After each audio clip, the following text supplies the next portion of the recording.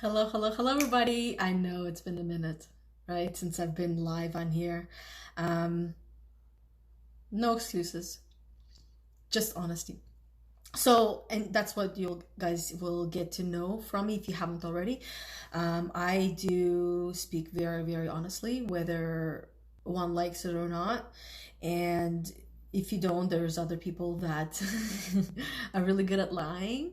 And I'm not. I'm not good at lying because I'm really good at being honest. So today I just really wanted to, first of all, give you a heads up that this video is not going to be very short because I wanted to share with you, first of all, honestly, start from the beginning. Who am I and what am I doing here, and if you should even be listening to me or not. And in there, I also wrote down what you can expect of what I will be talking about. This guy always comes. Every time I do videos, every time I do have calls, he's always showing up. So you'll get to know him as well. This is Ramses. Those of you that might not know who he is. He is 13 years old, Cornish Rex, awesome cat. Apparently hypoallergenic. So anyways, so I will chat a little bit about who I am, why me, and if you should even be listening to me, what's in there for you. And if not, by all means, you're more than welcome to find somebody else who is more your cup of tea and speaking your language or helping you to move in the direction that you are looking to move towards. My main focus is to help you bring awareness and conscious choice into your life, as this cat rubs his head in my notebook here. So a little bit about me. So some of you know, some of you don't know. My name is Yana Kasperczak, as you can clearly read. So I've been married for 13 years. I am a mother of two beautiful children, a son and a daughter. Okay, Ramses, please go down. You are in my way. There we go. Got rid of the kitty cat. So where was I? Two kids, daughter and a son, 7-year-old and almost 11 years old. Pet owner, got two cats. One of them you see, he's quite annoying. Even right now, he's trying to play with my hand and he's back on my lap again. He does not take for no for an answer, which is a great reminder that we can learn a lot from nature. We can learn a lot from animals. They have a lot of lessons for us if we choose to, and that right there as well also means awareness, right? Recognizing and being aware of what these animals are trying to tell us. So what else? I took a few little notes so I can remember. Obviously, I'm an empath. Otherwise, this group would not be called empath. And the unicorn part I will get to, so you'll know what that's all about. I am a creative human being who sometimes the creativeness gets the better of her, meaning tons of ideas, tons of thoughts, and it just becomes a lot, and only one of me with 24 hours in a day, which part of it I unfortunately do need to sleep. So if any of this rings the bell to you or speaks to you, then you're in the right place. I am a very loyal person. Anyone that knows me and knows me for maybe quite some time knows that I'm very loyal, and I will stick with people that I know are great people until the very end. I'm very trusting, and I look for the same qualities in people as well, whether it's in the friendships or in the coaching environment. Honest, transparent, forgiving, sensitive. I mean, that's part of being an empath as well. And yeah, I would say that I am quite self-aware, or very self-aware, which sometimes can be hurtful to the ego. Not gonna lie. And this is where I work through it, and I keep the ego down because I know it doesn't always serve me, but it does serve me in some cases, in quite a few cases. Now, as for what is Empath Unicorn Academy all about, and it's as simple as this. Empath Unicorn Academy is about empowering brothers and sisters. truly do believe all of us are brothers and sisters, one way or another. It does also remind everyone of oneness, right? We are one. One mind, but in many different bodies, and many different experiences. Empathy Unicorn Academy is also about helping people embrace their true self and the who of who we are, which can be quite challenging, right? Thinking of yourself as the unicorn, right? When you are different, and you are. Each and every one of us is different. Each and every one of us is unique. I like this this phrase that I say, that Earth is one of the best one-of-a-kind shows, because every living being on here, on this planet, is one of a kind. You will not find anyone that's like you.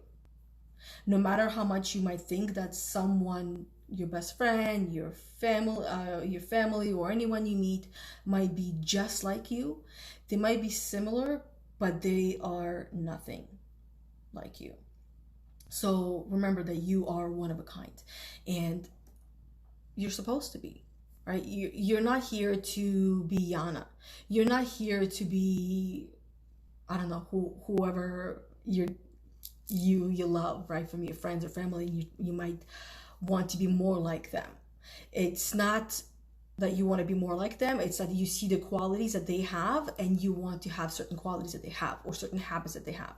So it's not that you want to be like them, it's just there's something in them that you like, that you want to have be part of you, part of your life. Honestly, being comfortable with being who you truly are is quite challenging. And the reason why it is challenging is because we focus on one part of our mind, and that is the materialistic mind. The mind where we attach ourselves to the more materialistic things of this world, of our life. And one thing I would like to ask you is this: whatever you are worried about right now, whether it's your house or the dishwasher that might have broken. Yes, our dishwasher broke, so we're waiting for a new one.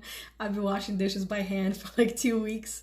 It's been fun, but it does take quite a bit of time. So can you bring whatever it is that you are worried about? Yeah, this is a loving bite, by the way. Can you bring your house with you when you cross to the other side? You can't. The only things that you can bring with you is all that you are, all that you have learned, all your experiences, right? So this is where the spirituality comes in. The question that I get asked quite often: what is spirituality? And how do I become more spiritual? Those are the two questions that I hear quite often. And my response is simple, and yet it's not that simple to some people, because it takes time to really work through for some individuals, and there is no right or wrong, right? And if somebody figures out what spirituality means to them within a couple of hours, awesome. If somebody takes a year to figure out what spirituality means to them, awesome. Because the journey itself is what helps, and no one is doing it better than anyone else. So the way I would explain what spirituality is spiritual, and spirituality is all that you are. And if you take all the materialistic thoughts, feelings, and emotions that you have, that you might be carrying or struggling with, all you're left with is you and your spirituality. I hope that makes sense. And if it doesn't, I can elaborate. We can have a chat about it. But yeah, I'm trying to think of how else I can explain it. And spirituality is something that it's awareness, right? It's being aware of who you are in relation to anything. Spirituality, when one is spiritual, they don't judge as much. I mean, judgment is still there, and we will always judge, but the judgment does not need to be on the other person. The judgment can be on ourselves, and not in a negative way, how some people might be utilizing this judgment. Negative way, I mean, when one beats himself up and experiences quite a bit of guilt and shame. And those are the two things that a lot of us live with, and they do serve a purpose, but none of us really want that, right? So when it comes to being, I've overheated by the fireplace, so my mind is a little bit slower right now. And on top of it, it's been a while since I've been live, so bear with me here when I connect my mind and my mouth at the same time with when it comes to spirituality and you. So I know I've shared this example a few times, and that's the mirror example, where something happens, you're having an interaction with another human being, and you find yourself judging the other person or blaming the other person for the way you feel. And spirituality is awareness. So in that moment, being aware that what is happening within you in your own universe has nothing to do with the other person, aside from they're just reminding you of the things that you want or don't want, and that the blame is not on the other person and not on you, that the blame is just, it doesn't even need to be there, that whatever disagreement you have with the other person is actually with yourself. Whatever feelings and emotions you're experiencing is actually with yourself, because they might have reminded you of something that you might actually not be consciously aware of, that you have within yourself that you might not like. And by being aware of this is what happened, okay, awesome. So it has nothing to do with the other person. It has everything to do with me. So what am I feeling and why am I feeling that way? That right there is awareness, which is you practicing spirituality, you practicing being yourself and not shifting the focus and not shifting the blame onto somebody else, but rather taking a pause and checking with yourself of what is going on and being aware of what's going on, and then figuring out, okay, so this means that. And I'm trying to think of an example that I can give you right now, because I know sometimes we'll have disagreements with people. I mean, it's only human of us, right? And we feel off. So okay, here's an example. So in Canada, we have a lot of people that speak different languages, and we all have friends, or at least I have friends who speak different languages. And when they speak their language and I don't understand, I might feel uncomfortable and might get upset and angry in a situation where, how dare you speak your language in my presence when I don't understand it, and you know I don't understand it. So why are you doing that? And I take it personally, right? I mean, I've done that a long time ago, and I recognize that it really has nothing to do with me. And then when I had a friend who felt uncomfortable when I was having a conversation with one of my friends in our language, in Russian, and she felt that this was this was rude and this was not nice, and why are you speaking in your language, and then when I come you change and you start speaking English. What are you saying? Are you talking about me? Right? So that scenario right there, that has nothing to do with me. That would have everything to do with her or him, right? Because the reason why they were triggered in that scenario, in that situation, is because that they have certain messages that go through their mind. In that instance, they have an assumption that because somebody's speaking a different language, and I know that a lot of us have that assumption with somebody speaking in their language, especially when they're laughing, right? Having conversation in different language and laughing, right away we're like, oh my God, are they laughing at me? Are they talking about me? No. Why do we come to a place where we become so self-centered and think that we are that important, that they're talking about us, that they're talking about us, that they're talking about me, they're talking about me, and making that about ourselves when it has nothing to do with us. They're just having a conversation, probably even talking about their children and laughing about it and sharing, and we take that onto ourselves and we start judging ourselves, and then our internal conversation and dialogue starts to change and shift in a negative way, where it adds to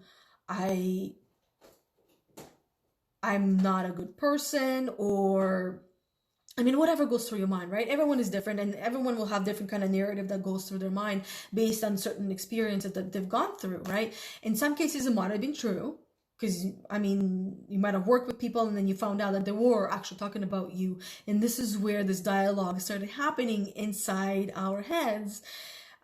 Based in the past, this is what happened. So next time I hear somebody talking in a different language in front of me, it must be about me, and they're laughing at me, right? I'm sure a lot of us have had that happen.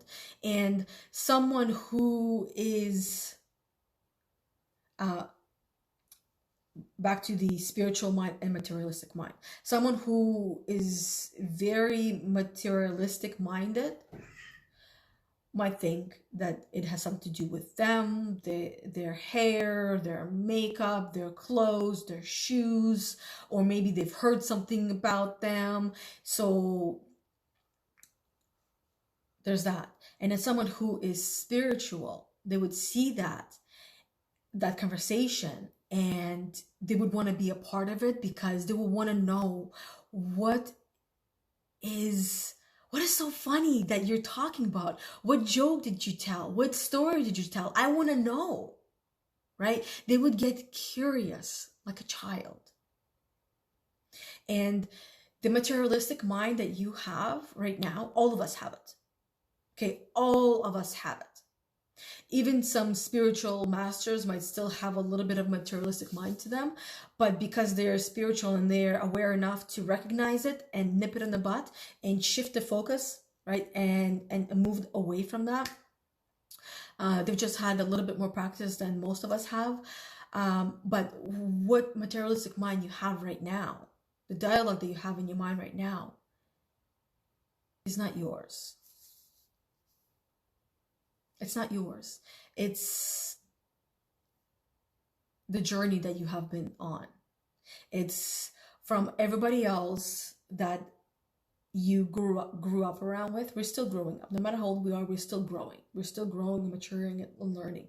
So all the friends, family, acquaintances, strangers, things you've heard on TV, and you made certain interpretations, certain assumptions around it, and you made a story around something you might have heard, and you attached yourself to certain things that you want, or certain expectations that you have of yourself or of your life and how your life should be, and it's not like that right now, so why is it not? None of that is yours. And recognizing that it's not yours, it's easier to let go of it. And it comes down to conscious choice, which you have. You do have conscious choice. You can choose consciously to continue to live your life that way or not. right? So the question is, how do I become more spiritual? And the answer is simple. Bring awareness to your everyday life. Instead of reacting, pause and think about it. Think about it for as long as you need to. Sometimes you might need to think about it for a couple of minutes, and then recognize that that's not what you want, that's not for you, that's not about you, and you can move on and not react. You can respond to it. Sometimes you need a couple of days, or you might need a couple of months to take that pause and think about what is it that you really want, or what really happened in that situation, and not take it personally. Because at the end of the day, spiritual mind will not take things personal, because they will be aware enough to recognize that it has nothing to do with them and not allow it in. Materialistic mind will take it personally and carry it for days, months, and years until it wears them down. I used to be extremely materialistic without even recognizing it, because I wasn't consciously aware of who I was being. And I wasn't aware that it wasn't me, that it wasn't mine, it wasn't my story, it wasn't my narrative. That's not what I wanted. So I am very happy and grateful that I have gone through the breakdown that I've gone through a few years back. The deepest, darkest times of my life. I'm very grateful for it, because if it wasn't for that, I would have never taken the time to work on myself and work on the who of who I am, and recognize that what I really wanted, what I truly wanted my entire life, and the only thing that I want in my life is awareness and conscious choice. Because those are the things that allow me to live a free life, to live a life of ultimate freedom. That's the phrase I like, ultimate freedom. Because in my growth, in my communication and conversations with people, this is one thing that I will say is common for every interaction that I've had with people. Everyone wants to feel free and achieve whatever it is that they want to achieve in their life. And it's different for everyone. Some people want to achieve at having a beautiful house. And I'm not saying it's a bad thing, that it's materialistic, don't do it, don't have it. By all means, do that, have that. I have a beautiful house. I love my house. Do I want more? Of course I want more. And there's nothing wrong with that. But I'm not attaching myself to, so I'll give you another example of having children in the house. When they damage something in the house, a materialistic mind can snap on the child and say things like, how could you not be more careful? I can't even think, because it's been so long since I've done that. And once in a while I catch myself going there again, and I remind myself, this stuff does not matter. It truly does not matter. Because if the house burns down, the only things that will matter, the only things I will care about is my children, my husband, and my animals. And then I will worry about my phone and other things, other stuff, right? So that is a really great check-in that I use for myself to remind myself of this moment right here when a child puts a dent in the wall, when a child draws on the wall with permanent marker, when a child puts a really nice ding in the hardwood floors, when a child does something that damages the house, right? Spills milk all over the kitchen. I mean, right? You can't expect them to know how to pour milk in the bowl without having that practice. So I use that check-in of, will it matter?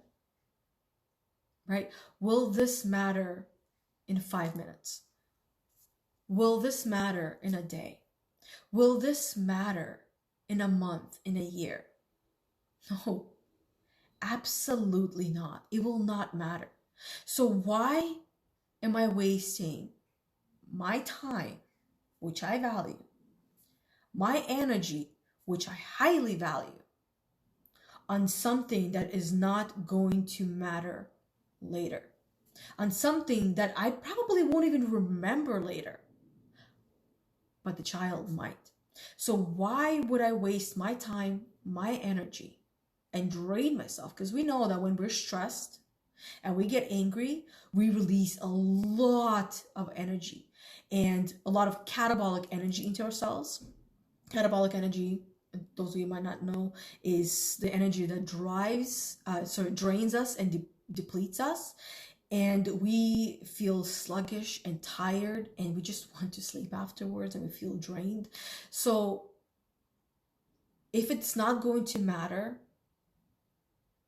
to me, but it might affect the relationship with my child or with my friend or with my partner, so if it's not going to matter, then why do I react to it?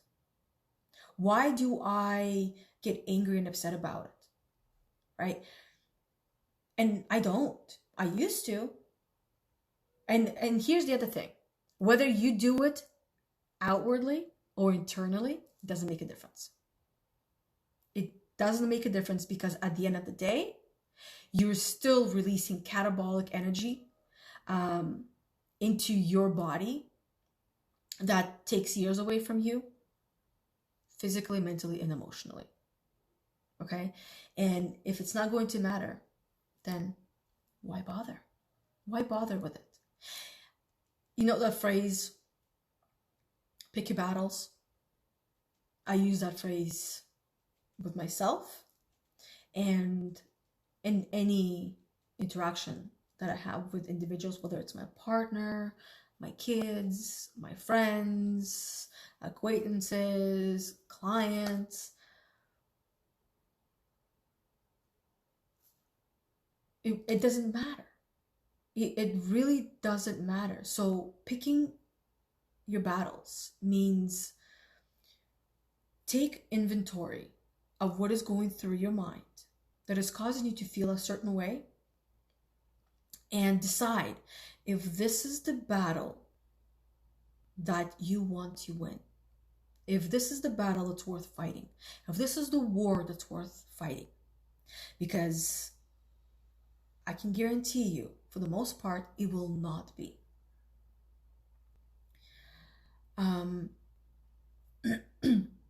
For me, the only battles that I like to fight, and the only wars that I like to fight and win, are the ones within myself that are of myself. So in that example with the children, I choose that battle for myself. The battle means that, or the war means that, I don't want to have this fight. I don't want to have this argument. And if I do, this is what's going to happen. And if I don't, this is what's going to happen. Is it easier to just let go and forgive and forget and move on? Yes, for me it is. For some people it's not. So it comes down to the who of who I am, right? So if it affects the who of me, I work through it and I figure out the two sides to it, right? Yes or no. and I worked through it. And I was having a conversation with a friend today, and one thing I mentioned is that um, so her and I used to work together. She was my client, so we worked together for over a year. And I can't remember exactly what I said to her, but I said, I can see how you have made a whole 180 in your growth. And it's incredible watching you make that shift. And she was in a little bit of like, whoa, like shock, because what she's been seeing and reading and hearing from people is, I've made a whole 360 in my growth and who I am, and I've done this and I've done that, and it's this whole 360 change. But if you think about it, if you stand straight, okay, and honestly, like when you're listening to this, do this. Stand up and do a 360 turn. Do a 360 turn and see where you end up.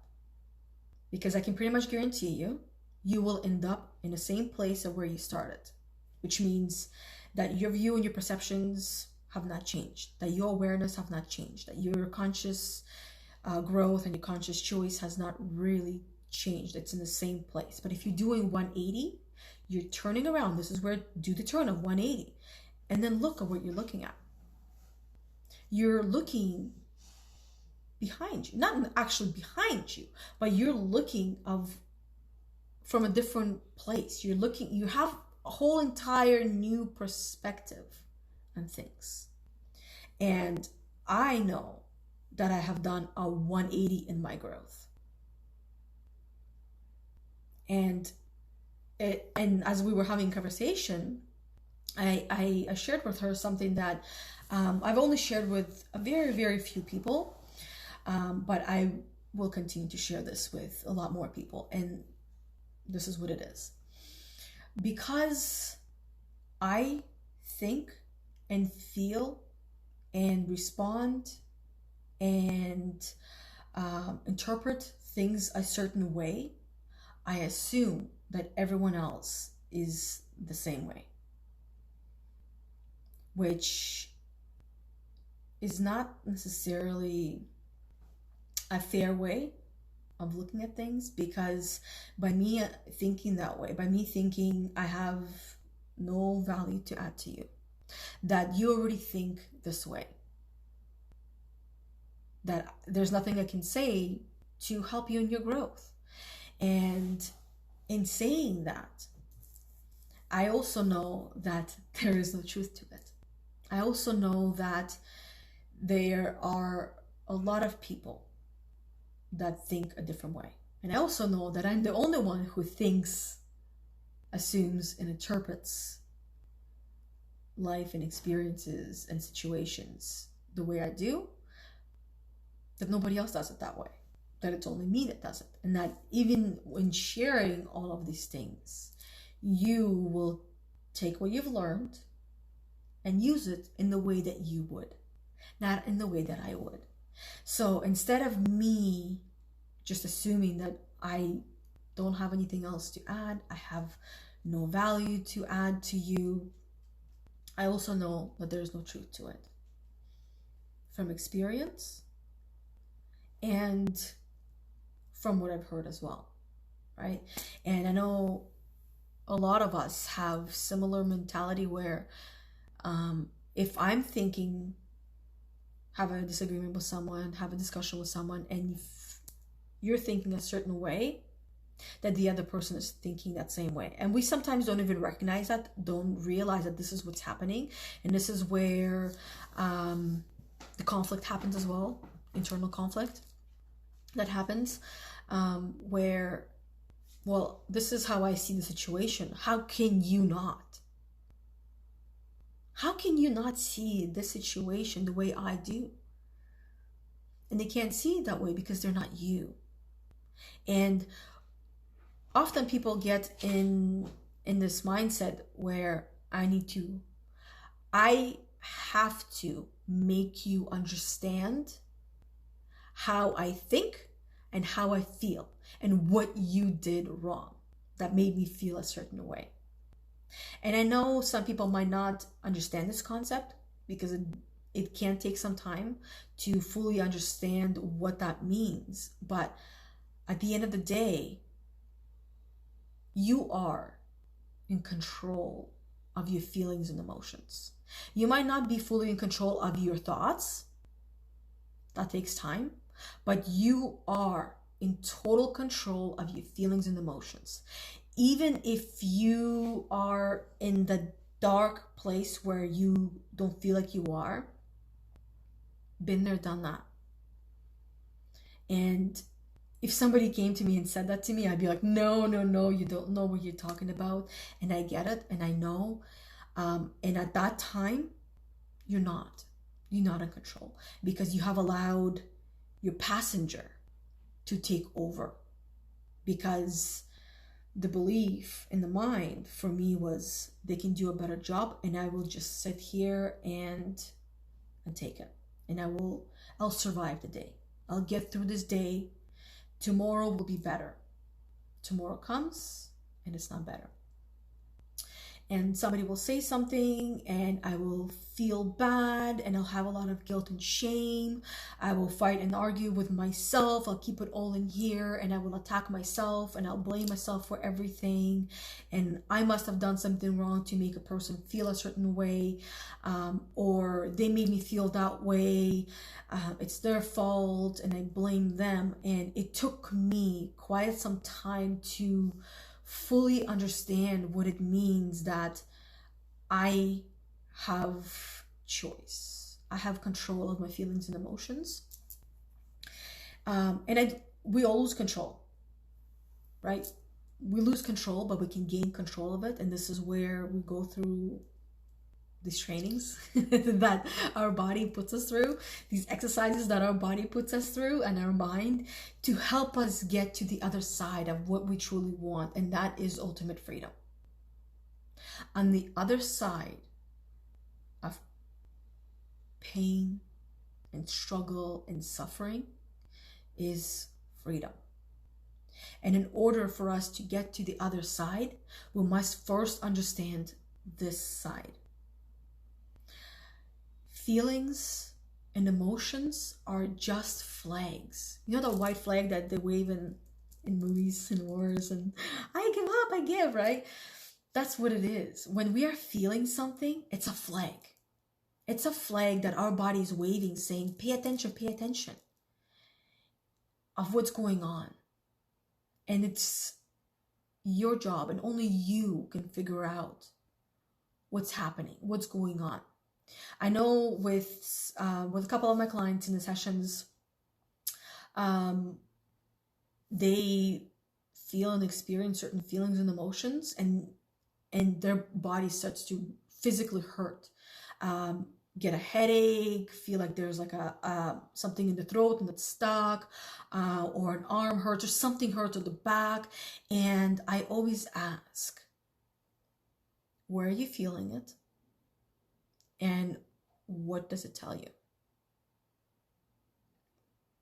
And I will tell you that each and every one of these responses is different. Different day, different response. Anyways, so I feel like I've been going on for quite some time, and I know I have. Because looking at the time now, it's 3:35. The kids will be coming home soon. And I don't want to hold you hostage here. Then again, you're here on your own free will, your own choice. You choose to watch it, awesome. If you don't, then you don't. No hard feelings. So I will have more of these videos coming. I'll be doing live videos, recorded videos. I love doing videos. You can expect a lot more from me. This is where the new chapter is starting for me. New chapter, new me, new you, new, there's going to be more posts from me starting in the following weeks. There's going to be a lot coming from my end. And this is all to add value into your life and help you in all the ways that I can. And if you have any tips, tricks, suggestions, feedback, anything, feel free to reach out to me. And I'll be there for you. That's it. So that's all I have for you guys for today. I can't think of anything else to add. Like I said, there's going to be more of these videos.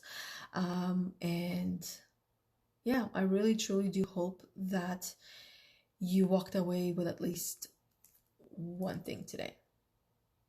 And I will want to hear what that one thing was. This is how I really love ending videos. Your biggest takeaway. And go. Put it down below.